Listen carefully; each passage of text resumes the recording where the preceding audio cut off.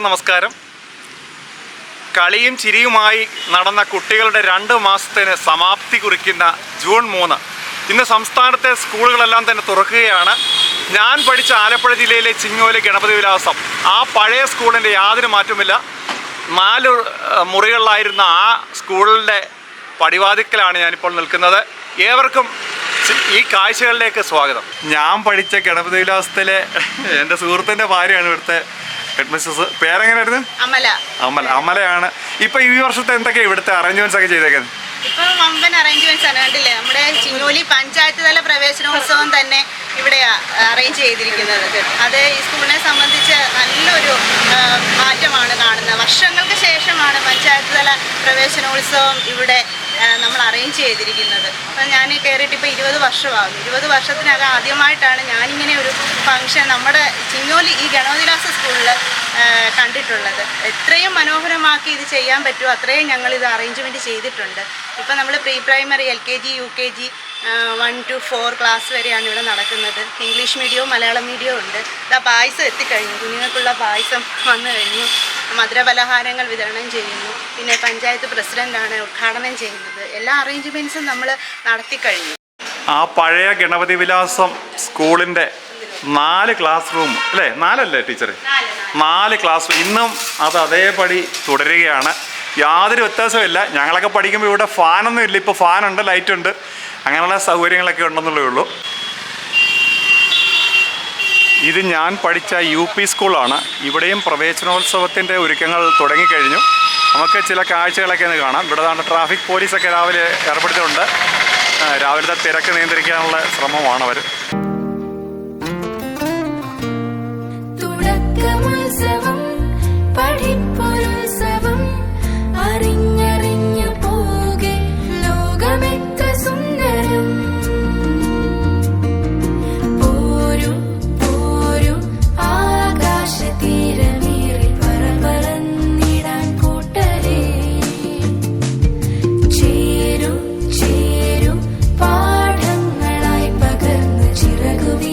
രക്ഷകർത്താക്കളെ, നമ്മളുടെ വിദ്യാലയത്തിൽ പ്രവേശനോത്സവത്തിൻ്റെ പരിപാടികൾ ആരംഭിക്കുവാണ്.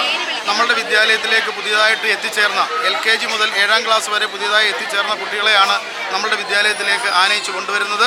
അതിനുള്ള പ്രാരംഭ നടപടികളായിട്ട് ആ കുട്ടികൾക്ക് തൊപ്പി വെച്ച്, ഓരോ കുട്ടികളുടെയും പേര് വിളിച്ച് അവർക്ക് തൊപ്പി വെച്ച് അവരെ നമ്മളുടെ വിദ്യാലയത്തിലേക്ക് കൊണ്ടുവരികയാണ്. ശേഷം നമ്മളുടെ വിദ്യാലയത്തിൽ അതിൻ്റെ ഔദ്യോഗികമായിട്ടുള്ള ചടങ്ങുകൾ നടക്കുന്നതായിരിക്കും. അതിനുശേഷം കുട്ടികൾക്ക് മധുരപലഹാരങ്ങൾ വിതരണം ചെയ്യുന്നതാണ്. ശേഷം രക്ഷകർത്താക്കൾക്കുള്ള ഒരു ബോധവൽക്കരണ ക്ലാസും നമ്മുടെ വിദ്യാലയത്തിൽ നടക്കുന്നതാണ്.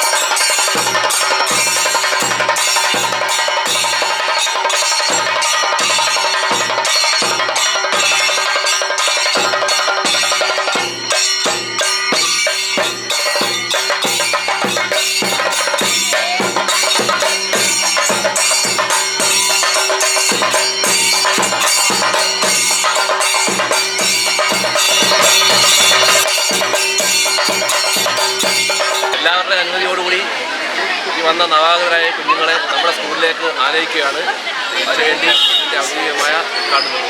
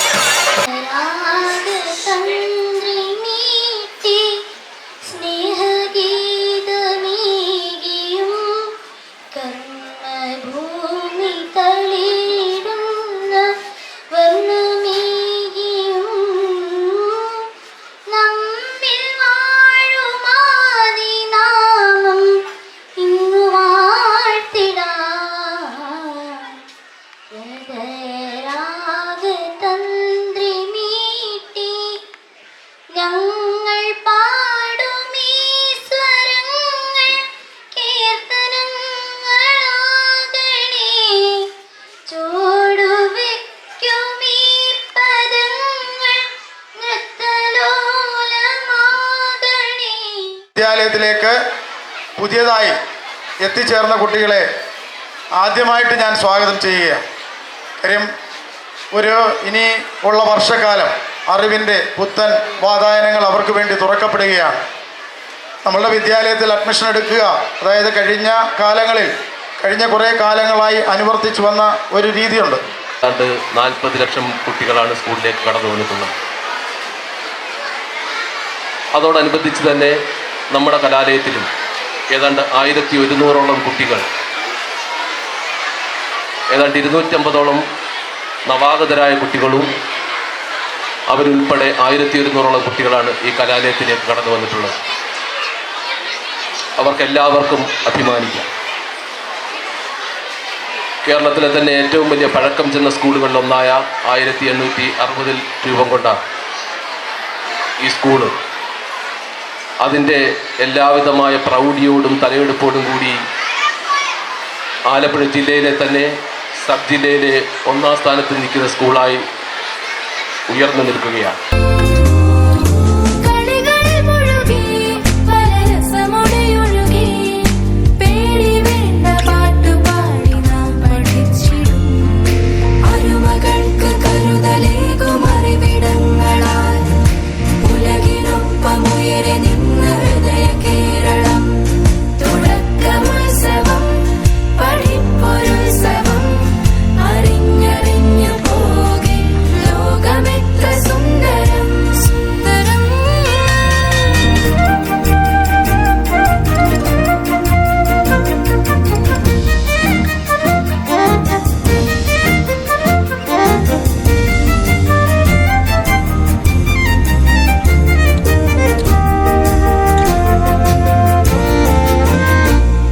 പഴയ ഓർമ്മകൾ അയവിറക്കുന്ന കാർത്തിയപ്പള്ളി ഗവൺമെൻറ് സ്കൂളിൻ്റെ മുമ്പിലാണ് നിൽക്കുന്നത്. പ്രവേശനോത്സവം അതിഗംഭീരമായി ഇവിടെ സമാപിച്ചിരിക്കുകയാണ്. ഏവർക്കും നന്ദി, നമസ്കാരം.